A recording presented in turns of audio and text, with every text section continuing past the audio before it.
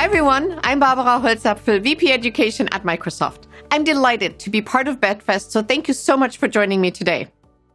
Since the last BET, it's been a year of unprecedented change, complexity, and ambiguity, where educators, students, and parents had to embrace whole new ways of teaching and learning.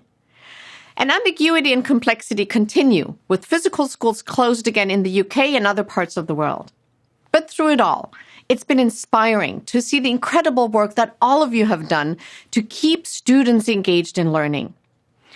With all of the changes of 2020, today we want to look at what will learning look like moving forward, drawing on insights from education experts, system leaders, teachers, and students. To start off, let's look at the transformative changes happening across all industries. And here to share his unique perspective on the accelerated path of digital transformation is our very special guest today, Microsoft CEO Satya Nadella. Satya, thank you so much for joining us today. This past year, COVID-19 caused industries from all around the world to respond quickly to the crisis, recover from the disruption, and reimagine the path forward. From your perspective, how did this shift accelerate the digital transformation that was already in progress? It's great to be with you, Barbara, today. And you're absolutely right. This has been an unprecedented time for all of us. In fact, the type of constraints because of the pandemic that have been put in education and across the industry is not, something that we've never seen. And in some sense, Barbara, I shudder to think even if it was not for this generation of technology, the cloud or services like Microsoft 365, if we could have even sustained the level of social connection and economic activity during all this. And one of the things that I see is digital tech is becoming key to resilience as well as transformation.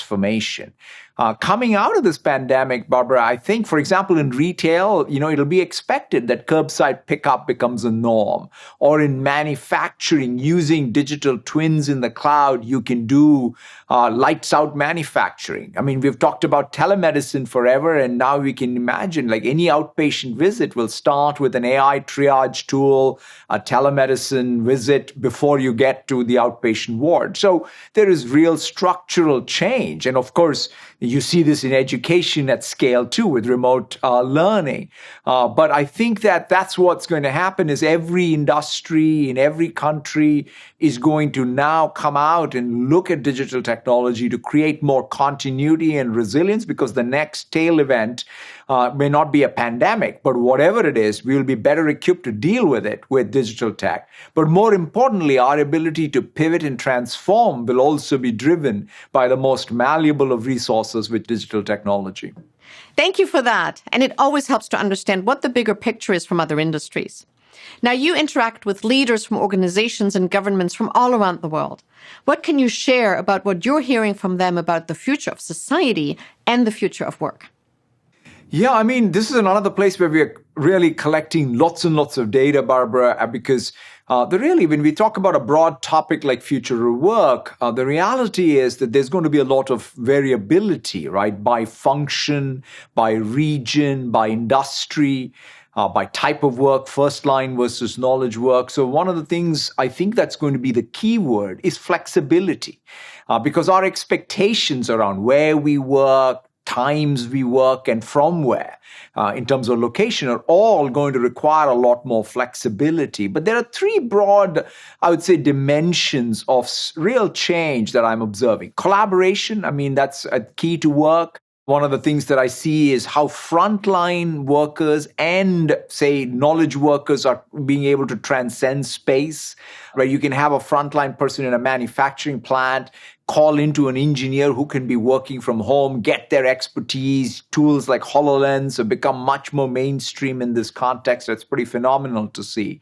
I had a chance to visit an NHS hospital in the UK. I was on a Teams call with the doctor who was wearing a HoloLens, and not only he went into the COVID ward, but then along with him were all the other experts and other doctors who were able to join on the ward visit, right? I mean, think about the power of that, which is the ability to transcend space boundaries.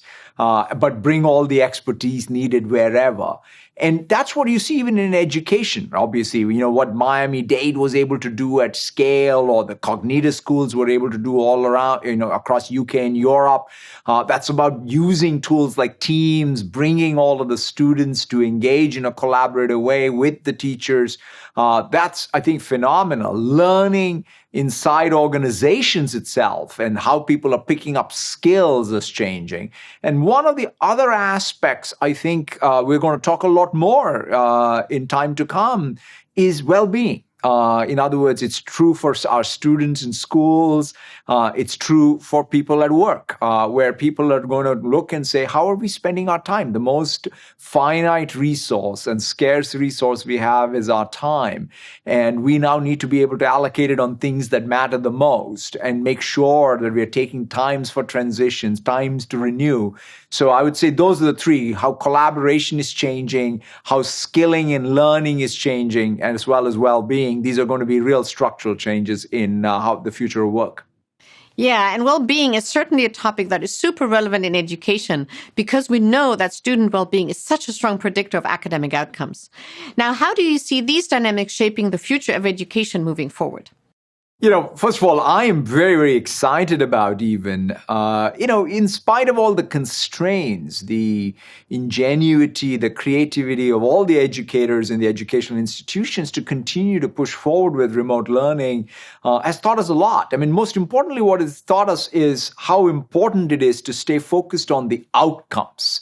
We as technology providers talk a lot about technology, but ultimately it's about technology applied with the ingenuity, the creativity, the commitment of the education community to drive those outcomes, which are more inclusive and personalized, right? So ultimately that's the frontier, as I see it, of how can the educational system deliver a more inclusive, personalized education so that the outcome for any person in the system is so much better and their ability to get to their economic opportunities better. And that's what I'm seeing, right? Whether it's the Department of Education in Senegal using sort of a toolkit like Microsoft 365 and Teams and taking 3.5 million of their students in collaboration with UNESCO and getting them to go to remote education and still keep that focus on remote, on the educational outcome.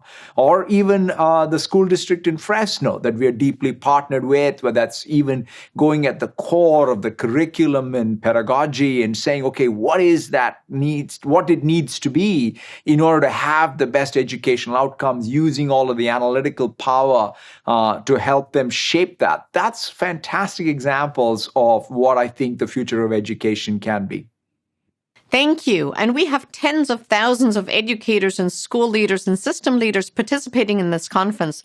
What is your key wish and hope for the future of education as we move forward in this new year? No, Barbara, educators have shown incredible tenacity, strength, and commitment throughout 2020 to keep our kids and our students going through remote education. And so first, I want to say a big thank you on behalf of myself and all of Microsoft for everyone involved in education, because I think there have been trying times, but without your work, we would have not been able to sustain the level of what is most important activity for our young populations everywhere in the world. So I'm very inspired by all the learning, your work, and I'm more committed than ever to make sure that we do our work to help you do your work and empower every student out there in the world to be able to realize their potential. Satya, thank you so much for being with us today and for sharing your perspective from your work with all of us here at BET. I really appreciate it. And again, thank you so much for your time. Thank you so much, Barbara. COVID-19 has caused the convergence of three crises: a public health crisis, an economic crisis, and in many parts of the world, a humanitarian crisis. And education is at the intersection of all three of them, being directly impacted by all of them. And while the disruptive changes have caused many changes for education, education has always been a powerful driver for a better future. So with the disruption of the past year comes the opportunity to reimagine the future of education. We worked with the experts at New Pedagogies for Deep Learning to develop insights into how school systems can navigate the dynamics and implement strategies for moving through the crisis with a future-focused approach. This work, titled Reimagining Education from Remote to Hybrid Learning, identified 3 key phases that education systems are navigating. First, it was all about how to respond to the crisis in the most timely manner. Then about how to transition to the next school year, and then take the learnings and reimagine education for the longer term. To look at how we need to move forward into the reimagine phase of teaching and learning, it's critical to learn directly from the perspectives of both teachers and students.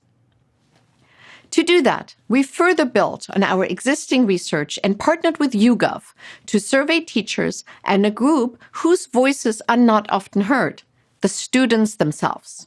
We talked to 1,500 teachers and 1,500 students in the UK, the United States, and India.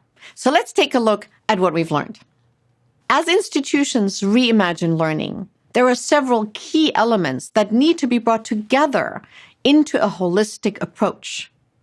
An approach that is student-centered, skills-focused, that prioritizes social learning, that provides a safe and secure environment, and that is scalable across hundreds and thousands and millions of students. So let's learn more about each one of these 5 elements. Student-centered approaches are one way to improve cognition, address motivation, and help students develop the skills needed to navigate change. Our work on the Class of 2030 and Life-Ready Learning showed that 70% of students believe they can achieve more when they are supported by teachers who understand their individual needs. In our YouGov survey, teachers said that the critical aspects to supporting students, especially in remote learning, are understanding what motivates each student. What complexities might they be facing more broadly in their context at home? And what is their emotional state, which is so critical to their ability to learn? So the more teachers know about their students holistically, the better they can support them. But what is it that matters most for the students? In our survey, students indicated that what's most important for them are in-person experiences, active learning, personal connection with the teachers, and motivation to stay engaged in learning. These 4 things are at the heart of personalized learning. And for it to be effective, the students need more control over time, place, and pace of learning. Students in our survey asked about the benefits of remote learning, and they highlighted some of those same characteristics: more flexibility over their schedule, less time commuting, and the ability to work more at their own pace. Additionally, the students really valued having family members more engaged in their learning. While teachers highlighted some of the same benefits of remote learning, they also noted that they feel cautious, but at the same time hopeful that learnings from this past year will lead to positive change. Before 2020, we were already seeing a shift towards future-ready skills, including higher-level cognitive skills, STEM, and social-emotional skills. In 2020, we entered that future. We know from a recent McKinsey study that the new future-ready skills that employers are looking for are a mix of higher cognitive, social-emotional, and technical skills. And we've learned from our recent survey that there are some specific skills that have helped the students navigate remote and hybrid learning. Teachers and students were consistent in their prioritization of the top 3 skills, because both highlighted the ability to work independently, attention control, and technology skills. So interestingly, this data shows that the skills needed in the future of work are exactly the same skills required to navigate the changes happening in education and learning. Learning is a fundamentally social experience. The more we collaborate with others, the more we learn. And this is even more important in remote settings. We know from our research, Emotion and Cognition in the Age of AI, that social emotional learning is in very high demand, but often in low supply, because 64% of teachers said time and lack of resources make it difficult to prioritize. What we learned from 2020 is that the demand for social emotional learning is stronger than ever. Students in our survey indicated that what they missed the most in remote learning is the social interaction that is so critical to building those social emotional skills. This includes those unplanned social collisions that happen when people are together, be it in break time or with friends, and the sheer energy in a physical classroom space, or the opportunity to working face-to-face with the teachers and having that direct learning interaction. Our survey also showed that social emotional learning is increasing in priority among teachers, with 47% of teachers saying it was a high or very high priority in 2020, and 58% indicating that for 2021. With increasing focus on personalized learning, future-ready skills, and social emotional learning, ensuring a safe and secure learning environment is more critical than ever. With many classrooms now outside the physical school, the increase in digital traffic and the number of connected devices bring new challenges, from malicious attacks to having uninvited guests in the remote classroom. There are 3 core elements to keeping students safe in the digital world. Managing classroom attendees to make sure only the students who are supposed to be in the class have access to the class. Protecting the many connected devices from attempts to exploit weaknesses. And keeping the large amount of student data secure. The importance of providing safe and secure environments online and offline is echoed by both teachers and students, with 85% of teachers and 82% of students reporting that it is extremely or very important that they feel safe in the virtual learning environment. But at the same time, only a small group was fully aware of the details of the safety and security measures in place. Because only 45% of teachers and 36% of the students had a more comprehensive understanding of the measures in place. Knowing you're safe is important. So there's an opportunity for schools to clearly communicate safety and security approaches with students, teachers, and parents. Student-centered learning is not a new concept, but requires scalable solutions to really put it into action across the many students you are serving. And technology is a critical element to provide the scale to connect hundreds, thousands, and sometimes millions of students for their learning journeys. The experiences of 2020 have shown that this level of scale is possible when technology and training are being prioritized. And we have heard some impressive stories from education systems that are transitioning at scale while keeping the focus on addressing the individual student needs. For example, Duval County Public Schools in Florida have deployed now around 150,000 devices to students for their remote learning. And the superintendent, Dr. Diana Green, will be joining us later today for our panel discussion. The country of Georgia was able to keep 300,000 students engaged in learning by connecting them through Microsoft Teams. In the United Arab Emirates, the Ministry of Education brought more than 350,000 students and teachers together onto Microsoft Teams in only 3 weeks. And the Ministry of Education of Senegal partnered with UNESCO and Microsoft to expand their ability to serve their 3.5 million geographically dispersed students using Microsoft Teams. And in the UK, we've seen many examples, including the Cognita network of international private schools, which increased their remote learning capacity nearly 600% to reach over 33,000 students and educators. And there are many more examples from around the world. These examples prove it's possible to drive student-centric, skills-focused, socially embedded, and secure learning at scale, powered and supported by technology. Now, there are a number of technologies that are critical in supporting the new approaches in pedagogy. For example, collaborative online environments are key to keeping students engaged. Schools and systems need analytics and feedback tools to provide critical insight on student progress. And inclusive learning tools and immersive experiences support equity and help develop a deeper understanding of complex concepts. And they're all being delivered through devices that promote mobility, durability, accessibility, security, and scalability. And now that we've outlined the 5 key elements to reimagining education, let's hear from some of the amazing school and system leaders and teachers who have navigated the unprecedented changes in learning in 2020. So a very warm welcome to Dr. Green, Dr. Killinan, and Mr. Barbican.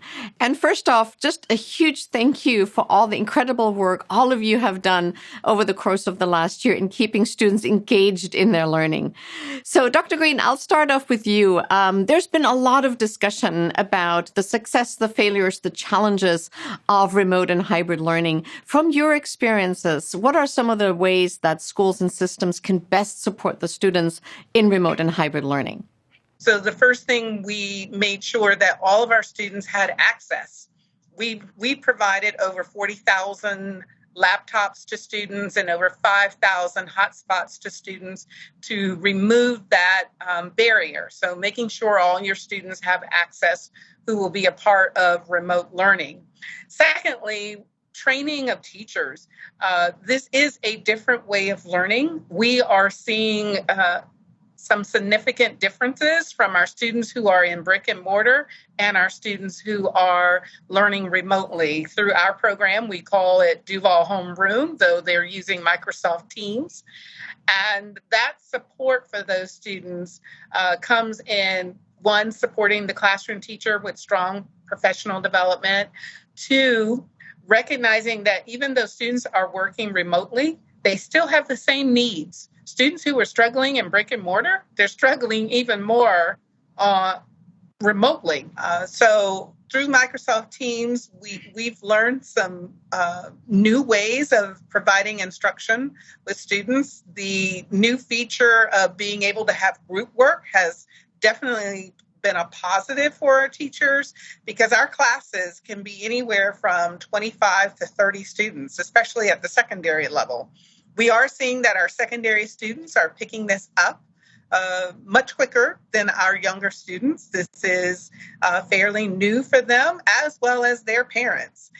So we also have support for family members, guidance counselors, paraprofessionals, being able to call the parent when they see that the child is struggling and being able to help support that parent during this time has definitely been a major aspect of the success of our Duval Homeroom remote learning. Thank you so much for sharing that. It sounds like a really great step forward. And it tees up nicely the next question, which I'd love to hear from Mr. Barbican on kind of what have your experiences been in terms of what's most effective and what is needed to really help the students thrive in this new environment. Thank you, Barbara. I think one of the most important things for our learners, and of course for ourselves too, is to develop the resilience of our learners. You know, I think resilience is more important than ever. And it is this ability to respond and adapt to, as well as recover in these unprecedented and disruptive times. You know, having the ability not just to deal with challenges, but also to embrace them. I think also we need to be able to deal with this increasing ambiguity in this world and get comfortable with discomfort. These are becoming increasingly important traits that we need to develop, and at least for our learners. And I think they will be essential for our mental health and well-being, something that's really important and something this pandemic has really highlighted and brought to the fore.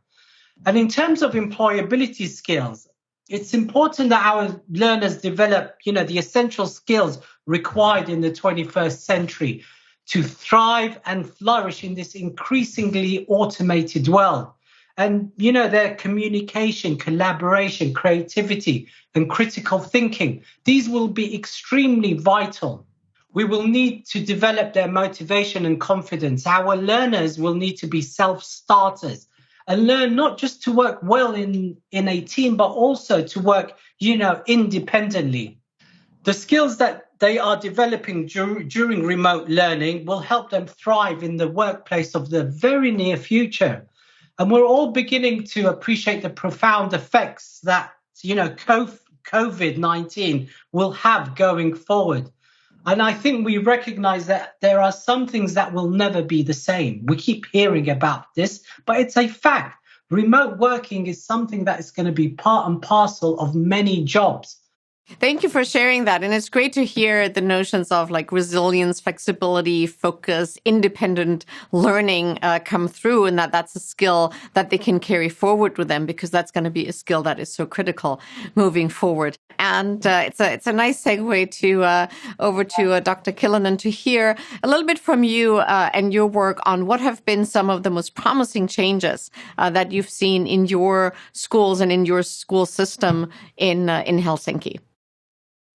Well, thank you very much. And actually, it was so inspiring to hear my colleagues to tell about their experiences, because, well, we are on the other side of the world, and still the experience is really the same thing. When the pandemic hit us and we closed our schools, we went to the remote mode in 2 nights. So I think quite many teachers were quite horrified that what will happen and how can we do this and how can we manage with the children not being touched physically. And the most important thing was how our teachers were brave enough to take the leap, to do something that some of them, as one teacher told me, that she was so afraid of using all these digital tools. So we had these since the 1995 or something like that. So some teachers were still keeping distance. And I met a teacher and she said, okay, you know that it was a huge thing for me as a teacher to take these platforms, to use Teams as a learning platform. But now I'm so proud of myself. I'm so proud of myself that I can do this. And the students also, that they learned, even the small ones, how to use these digital platforms. So in a way, what we've learned is that digital learning or digital platforms and virtual learning platforms, they have become a natural tool for our teachers and our students. So I think a lot of we learned during these things that we can also carry to the so-called normal situation. That's wonderful to hear how the teachers have really embraced now the new tools and have found ways to keep that really fluid for in-classroom and remote. Now, Dr. Green, I know safety and security has been a key concern for you as well. Be curious to hear some of your experiences in that area.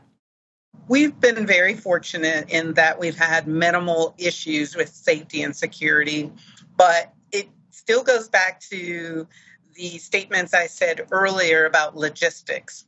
Before we went live with Duval Homebrew, we were adamant that we had all of the checks and balances in place so that, one, student privacy was paramount.